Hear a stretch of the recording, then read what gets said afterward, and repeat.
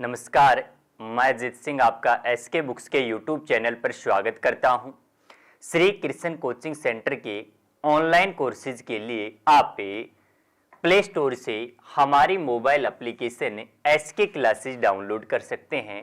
इसके अंदर आपको आर्मी भर्ती परीक्षाओं से संबंधित सभी कोर्सेज उपलब्ध हैं, जैसे army GD, clerk, technical, tradesman व नर्सिंग असिस्टेंट के कोर्सेज उपलब्ध हैं। इनसे संबंधित अधिक जानकारी के लिए आप हमारे मोबाइल नंबर 92 516 64 754 के ऊपर संपर्क कर सकते हैं। आज के इस सेशन में हम पाचन तंत्र के महत्वपूर्ण प्रश्न के बारे में पढ़ेंगे, जो कि परीक्षा के अंदर बार बार पूछे जाते हैं। क्वेश्चन फर्स्ट है, निम्न में से पाचन तंत्र का अंग नहीं है। हमारे पास चार ऑप्शन दे रखे हैं, इनमें से पाचन तंत्र का अंग कौन सा नहीं होता है। ऑप्शन ए है आंत, यह पाचन तंत्र का अंग होता है। ऑप्शन बी है ग्रेसनी, यह भी पाचन तंत्र का अंग होता है। ऑप्शन सी है आमाशय, यह भी पाचन तंत्र का अंग होता है। ऑप्शन डी है स्वर यंत्र, यह पाचन तंत्र का अंग नहीं होता है। तो हमारा आंसर क्या होगा? Option D. हमें ध्यान रखना है, मानव शरीर का स्वर यंत्र किसे कहा जाता है? तो मानव शरीर का स्वर यंत्र लैरिंक्स को कहा जाता है।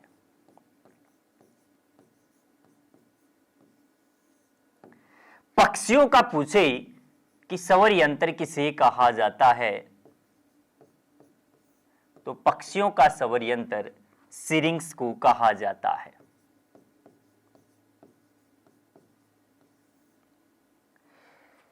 आंत के अंदर भोजन का पाचन व अवशोषण होता है। आमाशय के अंदर प्रोटीन का पाचन प्रारंभ होता है। यानी कि प्रश्न ऐसे भी पूछे कि आहार नाल का सबसे वाइडेस्ट पार्ट, सबसे चौड़ा भाग कौन सा होता है? आमाशय होता है।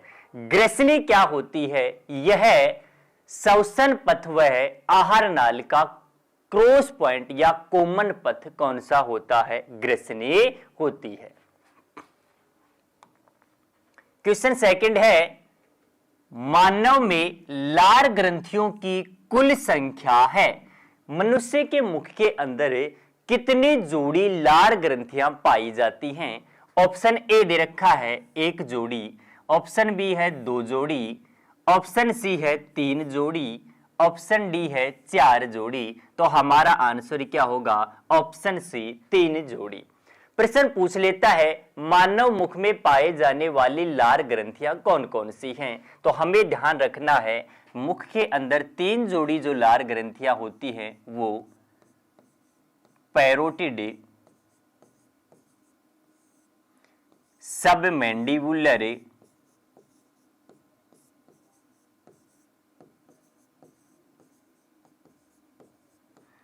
और थर्ड होगी सब लिंगुअल लार ग्रंथि। इनमें से पूछे कि सबसे बड़ी लार ग्रंथि कौन सी होती है, या उल्टे पिरामिड के आकार की लार ग्रंथि कौन सी होती है? तो सबसे बड़ी लार ग्रंथि पैरोटिड लार ग्रंथि होती है।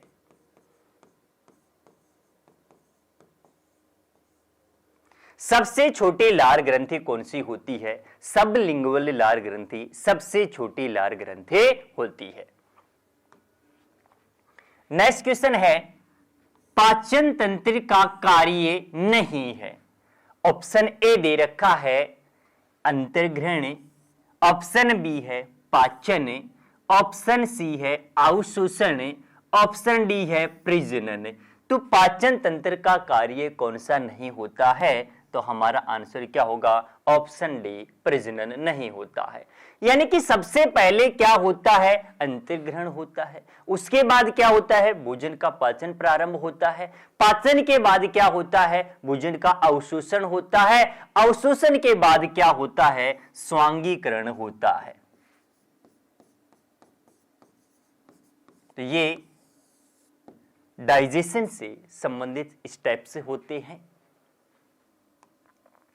नेक्स्ट क्वेश्चन है, मुंह का पीएच मान कितने से कम होने पर दंत क्षय होते हैं? ऑप्शन ए दे रखा है हमारे पास 1.2 से 1.4, ऑप्शन बी है 5.5, ऑप्शन सी है 7.7 और ऑप्शन डी है 7.4। मुंह का पीएच मान 5.5 से कम होने पर दंते क्षय होते हैं। तो हमारा आंसर क्या होगा? Option A B. Option A दे रखा है 1.1 से 1.2, तो ध्यान रखना है जठर रस का पीएच मान कितना होता है? 1.2 से 1.4 होता है। 7.4 पीएच मान किसका होता है? मानवीय रक्त का पीएच मान होता है।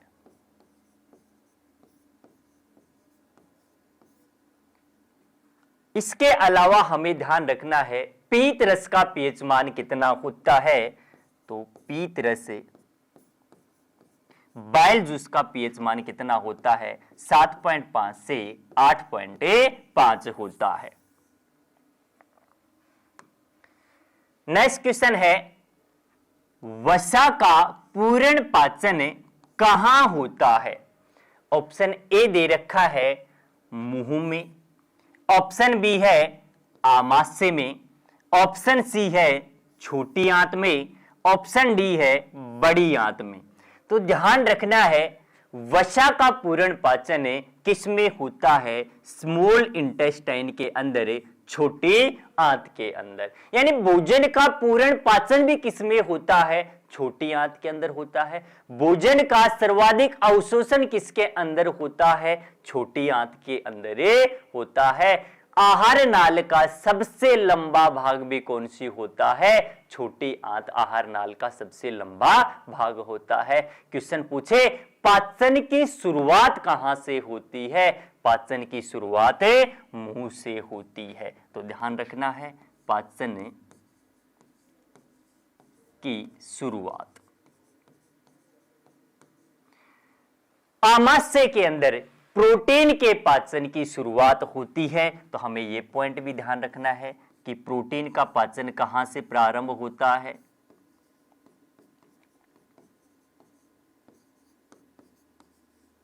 आमाशय से प्रारंभ होता है। बड़ी आंत के अंदर क्या होता है? जल का अवशोषण होता है। तो हमें पॉइंट ध्यान रखना है कि जल का अवशोषण कहां से होता है? बड़ी आंत के द्वारा।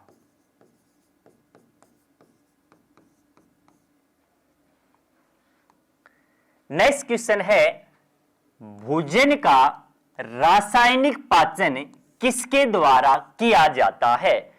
हमारे पास ऑप्शंस दे रखे हैं। ऑप्शन ए है विटामिन, ऑप्शन बी है एंजाइम, ऑप्शन सी है खनिज लवण, ऑप्शन डी है हार्मोन। भोजन का रासायनिक पाचन किसके द्वारा किया जाता है? एंजाइम्स के द्वारा किया जाता है। विटामिन का कार्य क्या होता है? हमारे शरीर के अंदर बीमारियों से लड़ने की क्षमता कौन प्रदान करते हैं? विटामिन करते हैं। मानव शरीर का जैव उत्प्रेरक किसे कहा जाता है? तो एंजाइम होता है। इसे ही क्या कहा जाता है? जैव उत्प्रेरक, बायो कैटेलिस्ट कहा जाता है। खनिज लवण मिनरल्स होते हैं। यह हमारे शरीर में जितने भी प्रकार की मेटाबॉलिक एक्टिविटीज होती हैं उनको करवाने में सहायता करते हैं। और जो हार्मोन्स होते हैं इन्हें रासायनिक संदेशवाहक कहा जाता है। ये प्रश्न भी हमें ध्यान रखना है कि मानव शरीर का रासायनिक संदेशवाहक किसे कहा जाता है? हार्मोन को कहा जाता है। नेक्स्ट क्वेश्चन है पीत किस अंग में बनता है? ध्यान रखना है भी क्वेश्चन। पीत रस का निर्माण और पीत रस का संचय यानी कि बाइल जूस का फॉर्मेशन कहां पे होता है और बाइल जूस स्टोरेज कहां पे होता है? तो प्रश्न पूछ रखा है पीत किस अंग में बनता है, यानी बाइल का फॉर्मेशन कौन सा अंग करता है? ऑप्शन ए है लीवर यकृत के अंदर, ऑप्शन बी है आग्नाशय पेनक्रियाज के अंदर, ऑप्शन सी है आंत के अंदर, इंटेस्टाइन्स के अंदर है, और ऑप्शन डी है पित्ताशय गोल ब्लेडर के अंदर। तो ध्यान रखना है, बाइल जूस का निर्माण किसके द्वारा किया जाता है? लीवर या यकृत के द्वारा किया जाता है। हमारे शरीर में यूरिया का निर्माण भी कौन करता है? लीवर करता है। मानव शरीर की सबसे बड़ी ग्रंथि कौन सी है? तो मानव शरीर की सबसे बड़ी ग्रंथि भी कौन सी है? लीवर है, यकृत होती है। आग्नाशय, आग्नाशय के अंदर क्या होता है? आग्नाशय रस के, आग्नाशय रस पैनक्रियाज जूस किसके द्वारा निर्माण किया जाता है? पैनक्रियाज ग्रंथि के द्वारा। आग्नाशय जो ग्रंथि होती है यह मानव शरीर की मिश्रित ग्रंथि होती है जो हार्मोन और एंजाइम दोनों का निर्माण करती है। तो ध्यान रखना है, पूर्ण पाचक रस भी किसे कहा जाता है? आग्नाशय रस को ही पूर्ण पाचक रस कहा जाता है।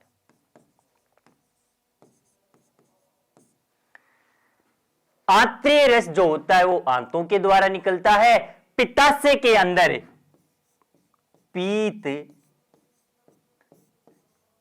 रस का संचय होता है। प्रश्न पूछ ले, किस जूस के अंदर कोई पाचक एंजाइम नहीं होता है? पीत रस के अंदर, बाइल जूस के अंदर कोई पाचक एंजाइम नहीं।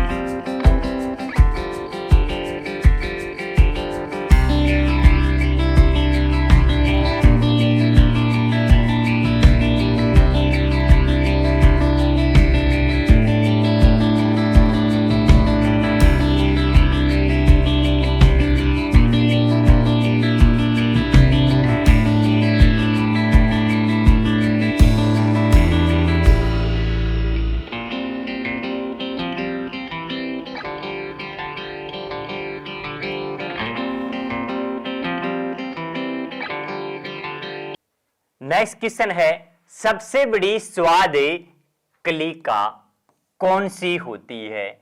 ऑप्शन ए दे रखा है वेलेट, ऑप्शन बी है फ्यूग्निफॉर्म, ऑप्शन सी है फिल्लीफॉर्म, ऑप्शन डी है इनमें से कोई नहीं। तो हमारा आंसर क्या आएगा? Option A wallet. जीभ का कार्य क्या होता है? स्वाद का पता लगाने का कार्य करती है। तो ध्यान रखना है, जीभ स्वाद का पता लगाती है।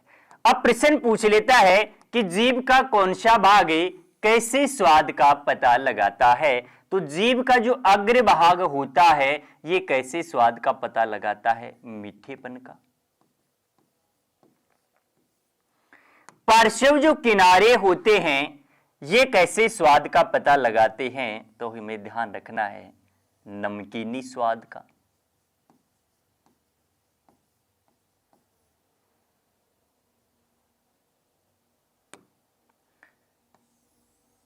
जीभ का मध्य वाला ये जो भाग होगा ये कैसे स्वाद का पता लगाता है? खट्टेपन का। और जीभ का भी सबसे पश्चे वाला जो भाग होता है यह कैसे स्वाद का पता लगाता है? कड़वेपन का। कई बार क्वेश्चन इनसे भी पूछ लेता है तो हमें ध्यान रखना है। नेक्स्ट क्वेश्चन है, अस्थायी दांतों की संख्या होती है, यानी कि जीवन में सबसे पहले बार आने वाले दांत कैसे होते हैं? भी अस्थायी होते हैं, टेम्पोरियल तिथ होते हैं। दूध के दांत किसे कहा जाता है? अस्थायी दांतों को ही दूध के दांत कहा जाता है। इनकी संख्या पूछ रखी है, ऑप्शन ए दे रखा है 10, ऑप्शन बी है 20, ऑप्शन सी है 30, ऑप्शन डी है 32। अस्थायी दांतों की संख्या कितनी होती है? 20 होती है। अब प्रश्न पूछ लेता है कि दंत सूत्र से या बच्चों के अंदर दंत सूत्र क्या होता है? तो बच्चों का दंत सूत्र ध्यान रखना है हमें, क्या होगा? 2102। यानी कि इनके अंदर प्रश्न पूछ ले भाई, इनसीजर, कैनाइन, प्रीमोलर और मोलर, बच्चों में किस प्रकार के दांत नहीं पाए जाते हैं? तो बच्चों के अंदर प्रीमोलर या अग्रचरणक दांत नहीं पाए जाते। इनकी संख्या दांतों की कितनी होती है? तो ध्यान रखना है 2 1 3 3 2 5, एक साइड के 5 हो गए, इसके नीचे वाले 5 10 हो गए, एक साइड के अंदर 10, दूसरी साइड के अंदर 10, यानी बच्चों के अंदर अस्थायी दांतों की संख्या कितनी होती है? दूध के दांतों की संख्या कितनी होती है? 20 होती है। अब प्रश्न पूछ लेता है कि वयस्क मनुष्य का दंत सूत्र क्या होता है? तो ध्यान रखना है वयस्क मनुष्य का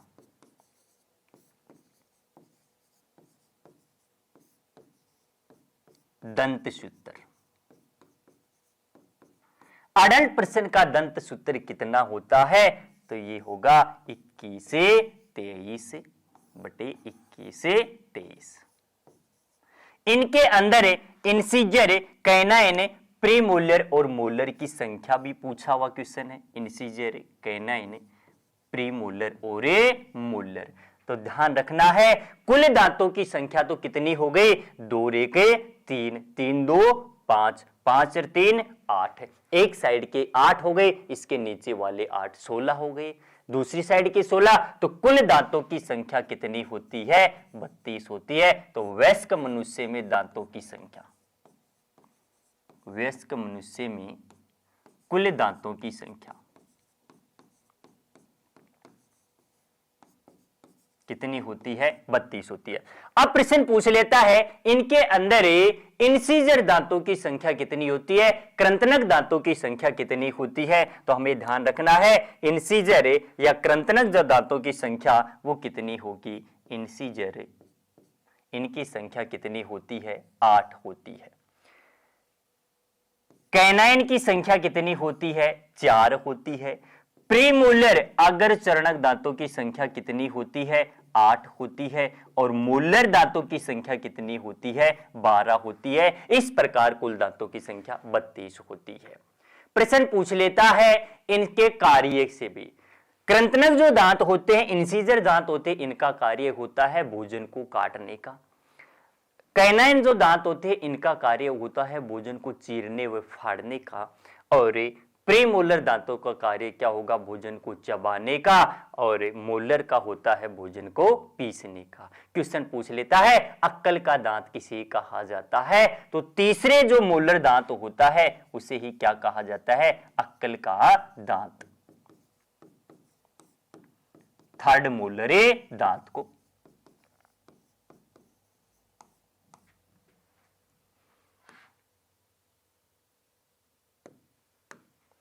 नेक्स्ट क्वेश्चन है लार में पाए जाने वाला एंजाइम है।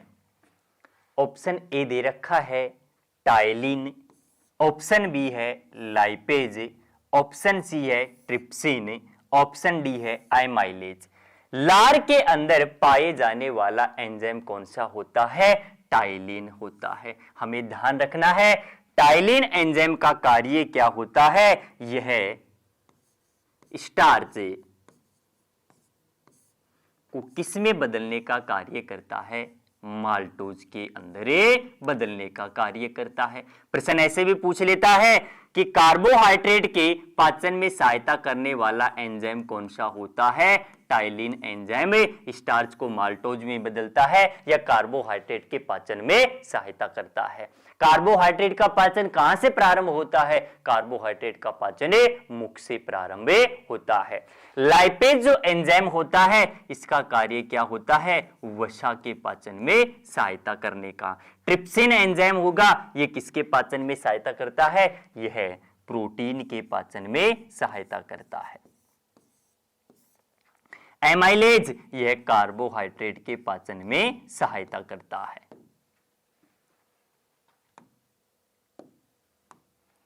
नेक्स्ट क्वेश्चन है, हल्के भूरे रंग की ग्रंथि जो आमाशय के ऊपर स्थित होती है। ऑप्शन ए दे रखा है पीयूष, ऑप्शन बी है अग्नाशय, ऑप्शन सी है यकृत, ऑप्शन डी है थायराइड।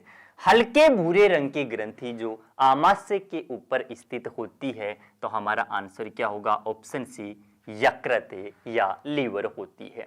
मानव शरीर की सबसे बड़ी ग्रंथि भी कौन सी होती है? यकृत होती है। मास्टर ग्रंथि किसे कहा जाता है? पीयूष ग्रंथि को ही मास्टर या पिट्यूटरी ग्रंथि कहा जाता है। इसकी आकृति मटर के दाने की जैसी होती है।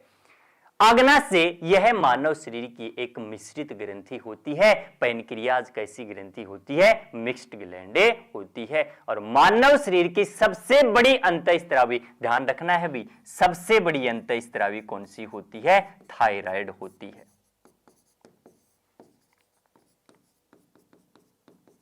अंतःस्रावी ग्रंथि थायराइड होती है, गले के अंदर स्थित होती है। आकृति पूछे तो अंग्रेजी वर्णमाला के अक्षर एच की जैसी होती है।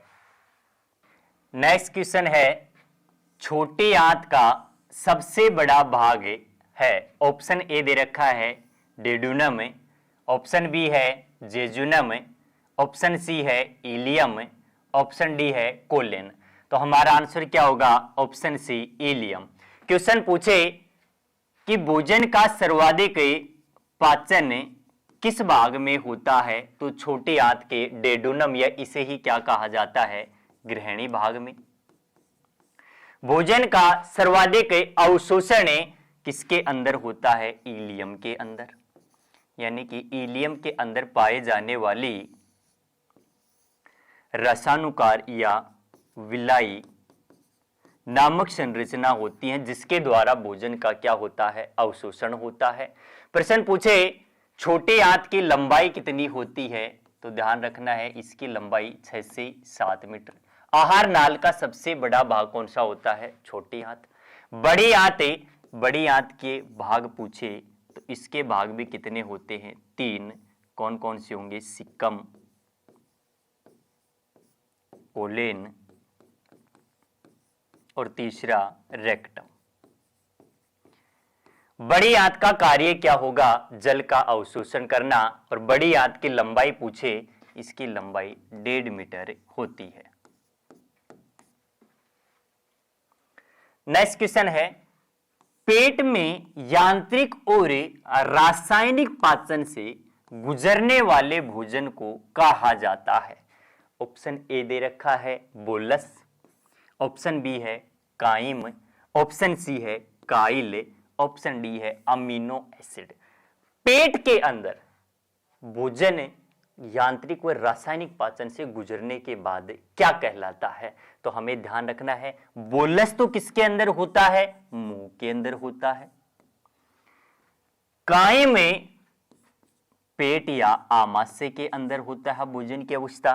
काइले छोटी आंत के अंदर भोजन की अवस्था होती है। लेकिन हमें पूछ रखा है पेट के अंदर, तो हमारा आंसर क्या होगा? ऑप्शन ए बी होता है। अमीनो एसिड, अमीनो अम्ल किसकी मूल इकाई होती है? प्रोटीन की मूल इकाई अमीनो अम्ल होती है। नेक्स्ट क्वेश्चन है, मानव शरीर का सबसे कठोरतम भाग है। ऑप्शन ए दे रखा है डेंटाइन, ऑप्शन बी है इनेमल, ऑप्शन सी है हड्डी, ऑप्शन डी है उपरोक्त सभी। तो हमारा आंसर क्या होगा? दांतों का जो इनेमल होता है यह मानव शरीर का सबसे कठोरतम भाग होता है। डेंटाइन क्या होता है? दांतों का मुख्य पदार्थ क्या होता है? डेंटाइन होता है। नेक्स्ट क्वेश्चन है, ग्लाइकोजन संग्रहित होता है? ऑप्शन ए है यकृत में, ऑप्शन बी है छोटी आंत में, ऑप्शन सी है बड़ी आंत में, ऑप्शन डी है क्रिएटिन। ग्लाइकोजन, ध्यान रखना है, ग्लूकोज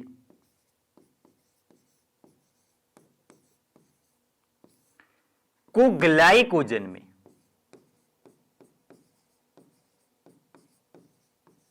बदलने का कार्य कौन करता है? इंसुलिन हार्मोन करता है।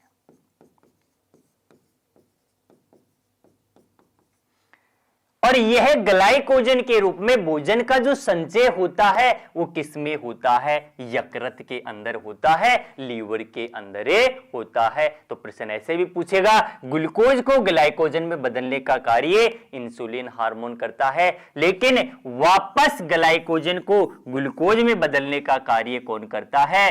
तो इसको ग्लूकागोन हार्मोन करता है। यदि हमारे शरीर में इंसुलिन हार्मोन की कमी हो जाती है तो ग्लूकोज का स्तर बढ़ जाता है, जिसे ही मधुमेह या डायबिटीज कहा जाता है।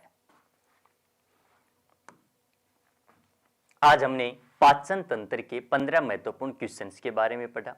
इससे संबंधित अन्य महत्वपूर्ण प्रश्नों के लिए आप हमारी बुक आर्मी सामान्य विज्ञान वस्तुनिष्ठ के अंदर पढ़ सकते हैं। आर्मी भर्ती परीक्षाओं के लिए एसके बुक्स सभी शॉप्स पर और ऑनलाइन भी अवेलेबल है। यदि आप ऑनलाइन परचेज करना चाहते हैं तो इसका लिंक नीचे डिस्क्रिप्शन बॉक्स में अवेलेबल है। इस चैनल पर हमें आर्मी भर्ती व अन्य सभी भर्तियों से संबंधित महत्वपूर्ण जानकारी, स्टडी मटेरियल्स उपलब्ध कराते रहेंगे। तो आप इस वीडियो को लाइक कीजिए, चैनल को सब्सक्राइब कीजिए और अपने दोस्तों के साथ ज्यादा से ज्यादा शेयर कीजिए। मिलते हैं नेक्स्ट वीडियो में। धन्यवाद।